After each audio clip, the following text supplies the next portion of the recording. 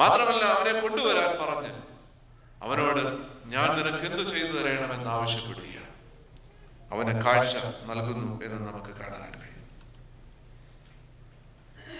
ഈ നിലവിളി കേൾക്കാൻ നമുക്ക് കഴിയുന്നു. നമ്മൾ പലപ്പോഴും നിലവിളിക്കുന്നവരാണ്. നമ്മുടെ നിലവിളി എന്തിനു വേണ്ടിയാണ് എന്നുള്ളതാണ്. ഈ മനുഷ്യന്റെ നിലവിളി കാഴ്ചയ്ക്ക് വേണ്ടിയാണ്, സഹായത്തിന് വേണ്ടിയാണ്. അനേകർ നമ്മുടെ മധ്യത്തിൽ നിലവിളിക്കുന്നുണ്ട്. അപ്പത്തിന് വേണ്ടിയാകാം, കരുണയ്ക്ക് വേണ്ടിയാകാം, സ്നേഹത്തിന് വേണ്ടിയാകാം.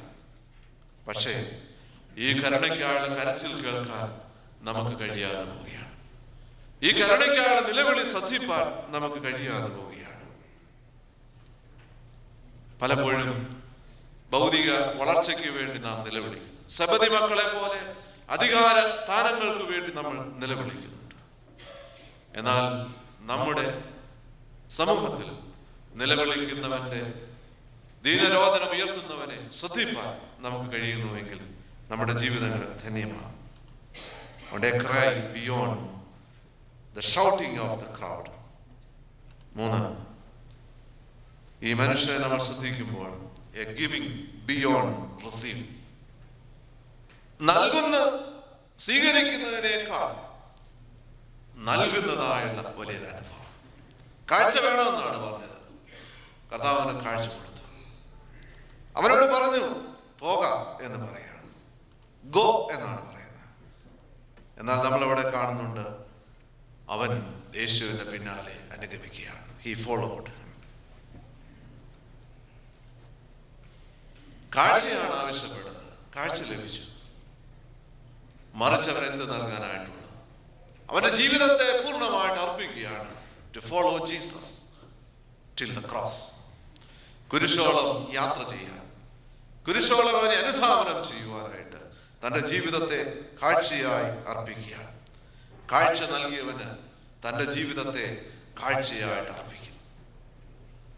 നമുക്ക് എന്താണ് നൽകാനായിട്ടുള്ളത്? നമുക്കെപ്പോഴും ലഭിക്കുന്നതിനെ കുറിച്ചുള്ളതായ താല്പര്യങ്ങൾ. എന്ത് ലഭിക്കും എന്നുള്ളതാണ് പലപ്പോഴും നമ്മുടെ ചിന്തയും താല്പര്യവും. ആരാധനയ്ക്ക് വന്നാൽ എനിക്ക് എന്താണ് കിട്ടുന്നത്, അല്ലെ എനിക്ക് എന്താണ് കിട്ടാനുള്ളത്?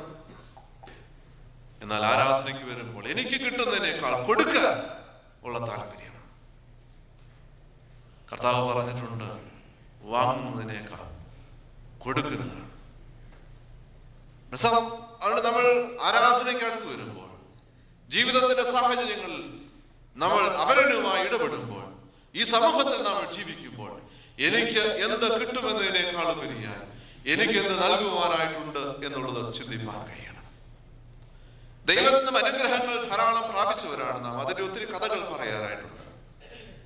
എന്നാൽ എന്ത് എനിക്ക് തിരിച്ചു നൽകാൻ കഴിഞ്ഞിട്ടുണ്ട്? ഈ മനുഷ്യൻ അന്ധനാണ്. കാഴ്ച ആവശ്യപ്പെട്ടു, കാഴ്ച ലഭിച്ചു. അവന്റെ ജീവിതത്തെ സമ്പൂർണമായി സമർപ്പിക്കുകയാണ്. കാഴ്ച നൽകിയവന് കാഴ്ചയായി ജീവിതത്തെ അർപ്പിക്കുന്നു. നമുക്ക് നമ്മുടെ ജീവിതത്തിന്റെ സാഹചര്യങ്ങൾ, നമ്മുടെ ജീവിതങ്ങളെ അർപ്പിപ്പാൻ കഴിയണം. അപൂർണതയുടെ വഴിയരികിൽ നിന്ന് പൂർണ്ണതയുടെ വഴിയിലേക്ക്, തന്നിലേക്ക് തന്നെ കർത്താവിനെ ക്ഷണിക്കുകയാണ്. ആ ക്ഷണം അവൻ സ്വീകരിക്കുകയാണ്. ക്രൂശിന്റെ അനുഗാമിയായി തീരാൻ ഇടയാകുക. അടുത്ത സമയത്ത് ബെൻ കാസൻ എന്ന ആളിനെ കുറിച്ച് കേൾക്കാനിടയായി. നമ്മുടെ ഈ രാജ്യത്ത് ശുശ്രൂഷ ചെയ്യുന്നതായുള്ള ഒരുവനാണ്. He's a man from gutters. He grew up in inner city Detroit. അവന്റെ അമ്മ ഇല്ലിറ്ററേറ്റ് ആയിരുന്നു. അപ്പൻ അവന്റെ ചെറുപ്പത്തിലെ കുടുംബം ഉപേക്ഷിച്ച് പോയവനാണ്. സ്കൂൾ പഠനകാലം സഹപാഠികളും അധ്യാപകരും വലിയ പ്രതീക്ഷയൊന്നും അവനിൽ അർപ്പിച്ചില്ല. ധാരാളം സഹനങ്ങളിലൂടെ കടന്നു പോകേണ്ടതായി വന്നു. അവന്റെ പരുക്കൻ ജീവിത സാഹചര്യങ്ങൾ അവനൊരു പരുക്കൻ ഭാവിയായിരിക്കും നൽകുന്നത്.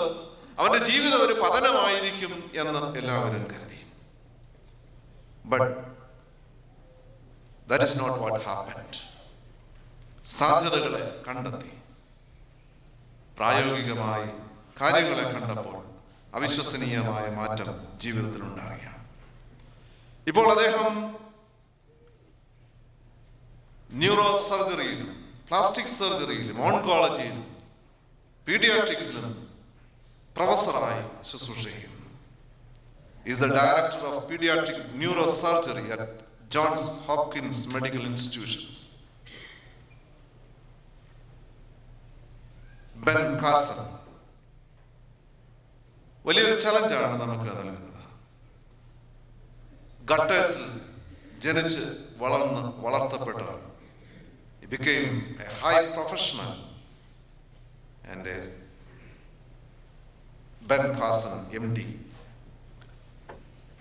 ഒരു സെക്യുലർ മനുഷ്യനാണ്. എന്നാൽ തന്നെയും അദ്ദേഹത്തിന്റെ ചിന്തകളും അദ്ദേഹത്തിന്റെ സമീപനവും വളരെ ശ്രദ്ധേയമാണ്. അദ്ദേഹത്തിന്റെ ഒരു ബുക്കാണ് ഗിഫ്റ്റഡ് ഹാൻഡ്സ് എന്ന് പറയുന്നതായ ബുക്ക്. അതിനുശേഷം അദ്ദേഹം 2 ബുക്കുകൾ എഴുതിയിട്ടുണ്ട്. തിങ്ക് ബിഗ് എന്നാണ് അദ്ദേഹം പറയുന്നത്. ആ ബുക്കിൽ അദ്ദേഹം ഇപ്രകാരം എഴുതിയിട്ടുണ്ട്: This book is for you if your life is a series of shattered dreams. You can transform your life into one you will love and one bigger than you have ever dreamed. അദ്ദേഹം ആ പുസ്തകത്തിലൂടെ പറയാൻ ശ്രമിക്കുന്ന ജീവിതത്തിന്റെ സാധ്യതകളെ കണ്ടെത്തി